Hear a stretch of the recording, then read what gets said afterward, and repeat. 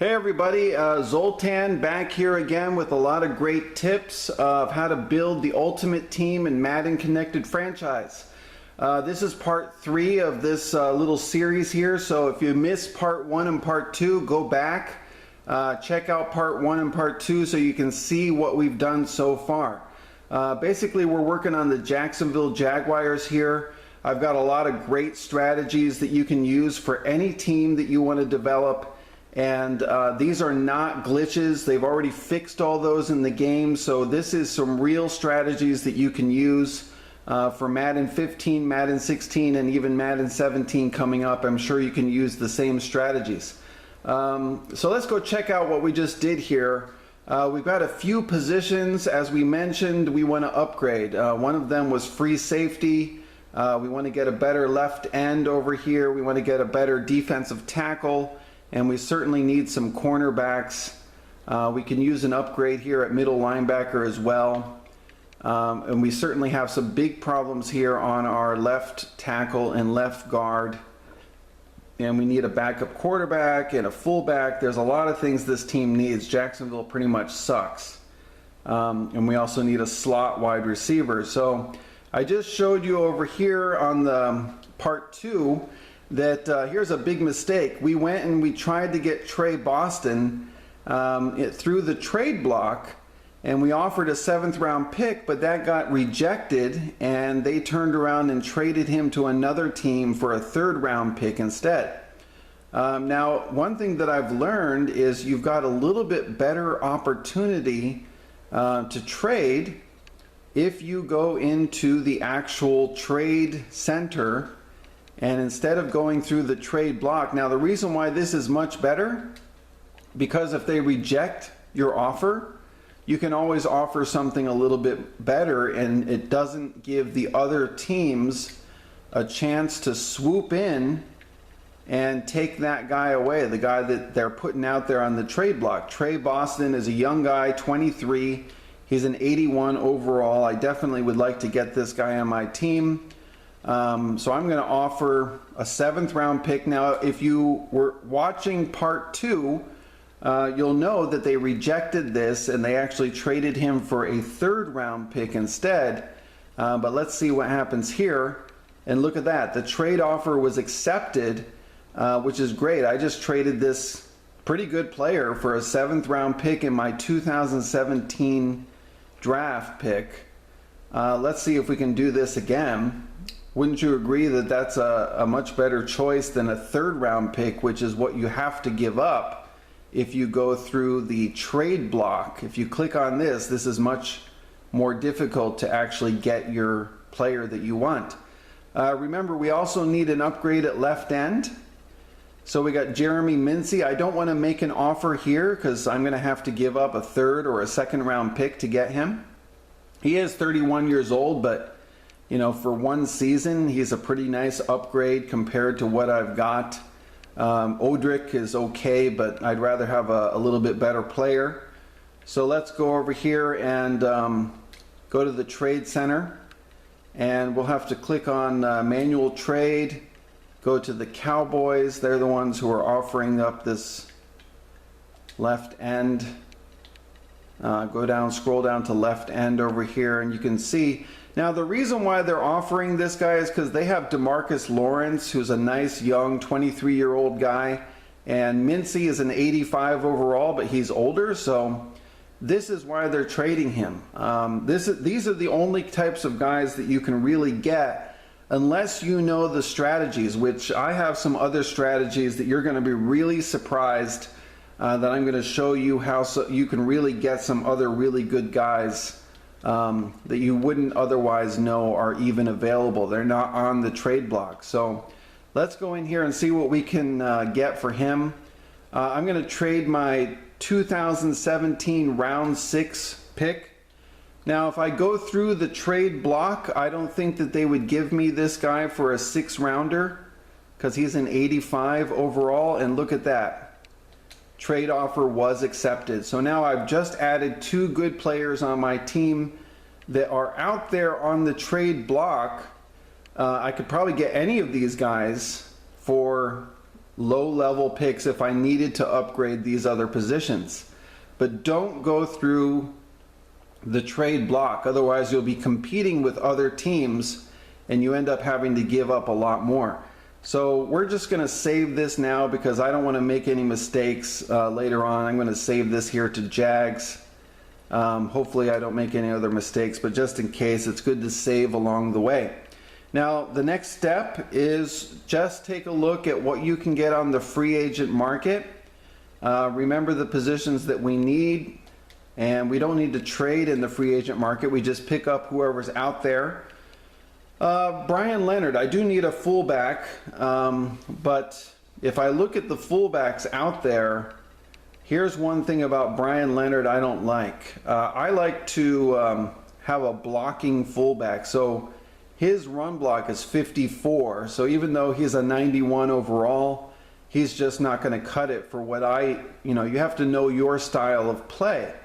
So you look down here, okay, I've got a better choice here. Vontae Leach is a 77 run block, but he's really lacking in speed. And so he might be good for running up the middle, but I need someone with good acceleration and, even agility and speed are very important because I like to run a lot of halfback toss around the outside, so I need somebody who's got some speed that can actually get out there. All right, look at this guy, Tony Fiametta. Has got some pretty decent speed, good acceleration, and his run block is actually not too bad. So, I'm just going to pick up this guy because I need a fullback, and he fits my style of play. So he's only $740,000. That's a no-brainer for me. I definitely choose him as my fullback. Let's look overall. Let's see if anybody else stands out. Leonard is still there. Now look at this, Brandon Spikes. I need an upgrade at middle linebacker. He's an 85 overall, 27 years old. This is a total no-brainer. Even though he costs $4 million, it's okay. I've got a lot of salary cap space. That's definitely a good upgrade right there. Remember we dropped Chad Henne in the first video. I think it was the first or second video, maybe the second one. We dropped him because he was $4 million, but look at this. There was no penalty for doing that, and his salary now is only $1.17 million. Remember I told you that I knew that this would be a lot cheaper if we just pick him up in the free agency. You don't lose anything. You don't get any penalty for that, and you just saved yourself $3 million. So that's a no-brainer there. Let's see who else. We do need some cornerbacks, remember? We're really, really bad in corner. We don't have anybody. These two guys are both pretty good. 25 years old, that means I could re-sign him for a couple of years. You can look over here, check out their numbers.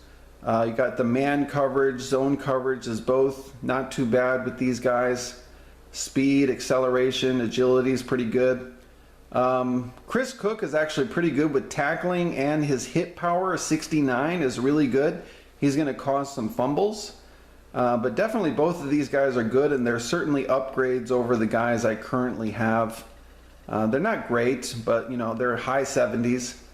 So at least they're a little better than what I've got out there. I think Chris Cook also, yeah, he's a 78. Definitely want to add him for some depth. Another position we need is left tackle. And remember, we moved Luke Jokel. Now I don't really see anybody out here that's a starting caliber guy, but we could at least take a look at the numbers. And what we have here is pass block is the most important thing for your left tackle. You also want decent strength. Impact block, if you don't know what that is, that means their ability to sustain a block for a long period of time. Anthony Collins is pretty good, but he's kind of old. Bruce Campbell has got some good speed here, 77, 81 acceleration, and his pass block is 84. I think, if I can boost his awareness a little bit, this guy is certainly good enough to be a backup. So we'll see how he is. He's only $1 million. I definitely think he's a good choice. Let's see what else we need. Remember, we need we need a left guard. Carl Nix is old. I don't really want this guy. He's only an 82 overall. Let's see what we got at right guard. This guy right here, Asamoah, he's a great choice. 83 overall. He's not too old, and his run block is excellent. Or no, his pass block is excellent, but his run block needs a little help. But his impact blocking is really good. Other numbers, acceleration 80, that's pretty nice. Definitely good enough to start. And a lot of times when a right guard moves to left guard, he actually goes up for some reason in this game. I don't know why, but his overall number goes up pretty much. Yeah, I just clicked the wrong button there. That was his player card. But yeah, let's go back over here to left guard. There's nobody that we want there, so we can find a right guard and then actually move him to left guard. And I think he can be a really good starting left guard, at least for 1 year. And let's just check out what else we need. We might need some depth at center. If you remember, Wisniewski was kind of weak. So Chris Myers seems to stand out pretty well. He's an 84 overall. And I remember, I'm pretty sure this guy is a good run blocker. So let's sign him to a 1 year deal. And I think that's about it. We've covered most of what we need, and there isn't really a lot of good starters in the free agent market, but that gives us a good foundation. So let's go back out and just kind of see how we're doing so far. This is a good start. We got Spikes. I think that was probably our best pickup. He's on our defense. Now you can see our middle linebacker position has a B grading. There he is. We got Trey Boston at free safety. That's certainly helped over there. But we still have some problems. Mincy, that's a good upgrade here at left end, so that's helped. But still our two corners that we just picked up, Cook and Denard, are C's. They're not good enough, so we're going to have to do something about that. And we need a better defensive tackle in here. And we still have a problem at left tackle. Campbell's not good enough. And Beatles is all right. See, let's go over here and see what we can do. Let's move, go to the roster. And remember, we picked up another right guard, which we did not need a right guard, but we do need a left guard. See, Linder's already pretty good. But here's John Asamoah. You can edit him, move him over to left guard, or you can just do it in the depth chart. That's another option, but just move him to left guard. And let's see what happens. Now we click on left guard, and remember, he was like an 82 or something. And now let's see what happens when he moves to left guard. Yeah, there, look at that. Overall 87. So that does happen sometimes. When you move somebody to left guard, they actually get a boost. They fit that spot better for some reason. And so we're doing much better now. Our offensive line is looking a little better. Myers is now our starting center. But we still need a better left tackle for sure. And because we moved Jokel over to right tackle. So the next video, which is part 4, is going to show you some really great tricks to go out there and trade for players that you wouldn't expect that you're going to be able to get. So like this video and move on to part 4, where we're going to cover some really great strategies to flesh out the rest of this team.